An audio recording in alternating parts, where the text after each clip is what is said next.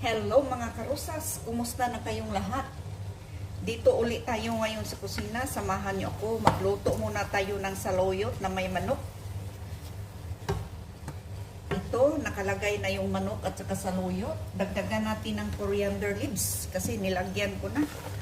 Masarap ang saluyot, maraming coriander leaves.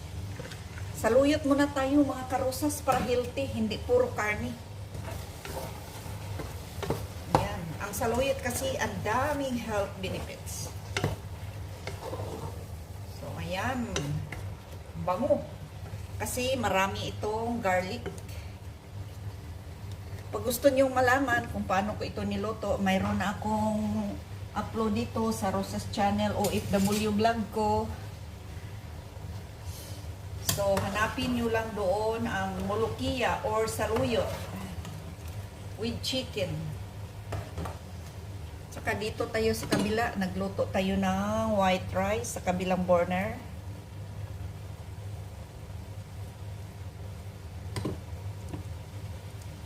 So, kailangan dry na dry ito. Mawala yung tubig sa saluyot para magbula-bula. Para masarap siya at saka mabango. Ayan. So, buksan lang natin yan hanggang mag-dry yung water niya para hindi madulas yung sabaw niya para masarap.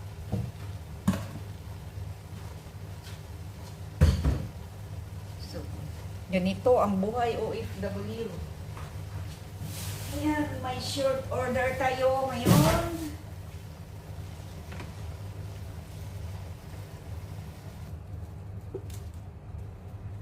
Ayan, ito ng white rice natin. Natapon ko ng tubig. So, i-steam muna natin sandali.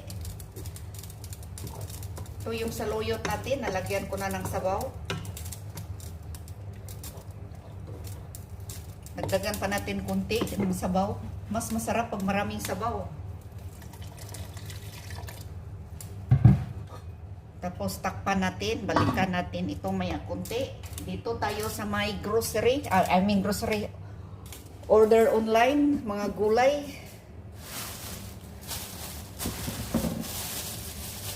Ito, may barber tayo. Maya kunti, ugasan natin ito. Saka may dalawang talong. Ayan, ang laki-laki.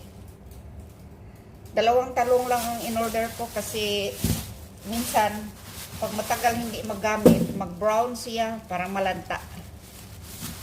Pati onion, konti lang rin kasi anytime pwede naman kami o-order. Mahal ng onion dito ngayon, tag 60 ang kilo. Ito, may kamatis tayo. Mas maganda ang kamatis nila ngayon.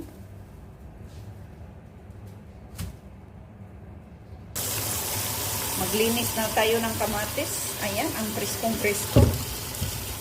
Sarap talaga, walang tatsya. Napakakinis. Ang sarap nitong kamatis na to. Bago pang pitas. Talagang organic. Ang sarap nito i-slice. Tapos, lagyan ng asin. Ang sarap pakpakin. Ayan, ang sarap ng kamatis nila. Sa Pilipinas. May kamatis na ganito. Sobrang mahal. Kadalasan kasi sa supermarket, mga maliit na kamatis. Ayan. Sarap nito. Mamaya kakain ako nito. Lagyan ko ng asin. Kunti lang asin. Para hindi tayo may-UTI. Ayan. Ang sarap. Grabe. Dito na tayo sa barber. Iwan ko anong tawag dito sa English, guys. Sinong nakakaalam dyan? Comment kayo anong English dito. Basta ito, parang Chinese vegetable. Para siyang alugbati, yung Malabar spinach. Para siya. Masarap din ito sa ginisang munggo. Painitin mo lang yung munggo. Pagkatapos i-off mo yung apoy sa munggo, pag kulong-kulo na, luto na. Bago mo i-off, ilagay mo ito. Ang bango ng munggo, ginisang munggo.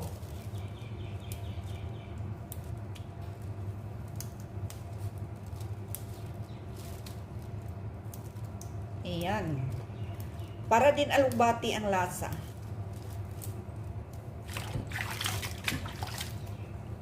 So, minsan mayroon kasing mga itim-itim, kailangan natin tanggalin.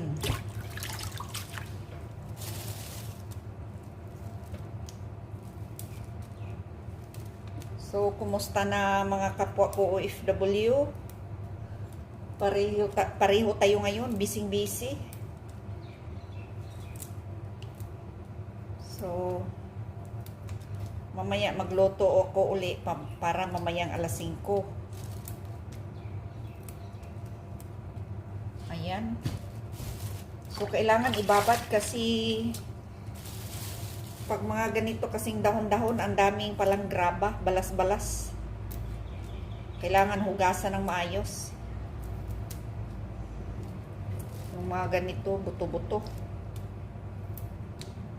Kasi pag hindi mo hugasan, parang may balas. So, nakakahiya naman. Mas maganda yung malinis at saka maayos yung trabaho natin.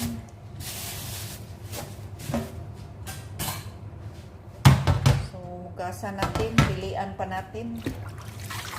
Pilian ng maayos para malinis yung trabaho natin. Gaya ng sabi ko, mahalin natin ang trabaho natin. Ayan. Sarap ito, ihalo salad. So mga kapwa ko OFW, pag maggisa kayo ng munggo, bago nyo i-off ang apoy, lagyan nyo ng ganito, yung barber. Napakasarap, bango. Parang alugbati.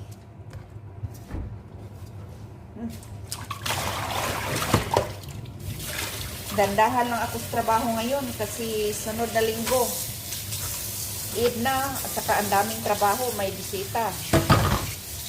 Ayan. Medyo mainit na yung tubig ngayon. Nag-agaw ng init ngayon at saka lamig.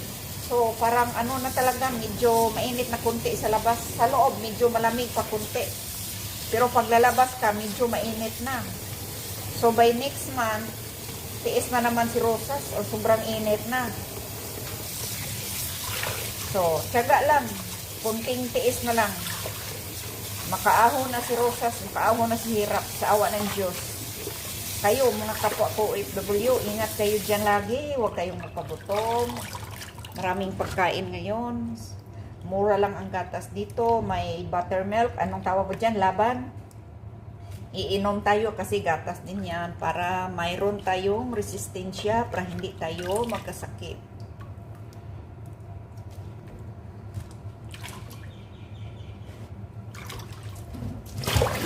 Yan.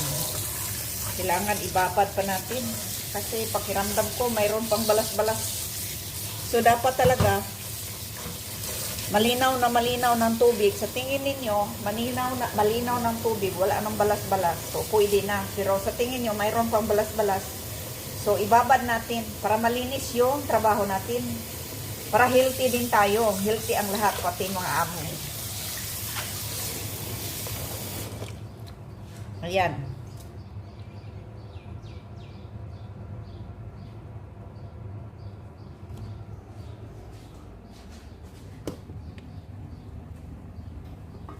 Ayan, kulong-kulong na yung luto natin, guys. Luto na ito. Hanggang dito na lang tayo. Sana hindi kayo magsawa makinig sa mga vlog ko. Huwag kalimutan, pag hindi kayo nakapag-subscribe, paki-subscribe, like, share, and comment. And tap the bell para updated kayo sunod ng mga videos. Bye-bye everyone. God bless.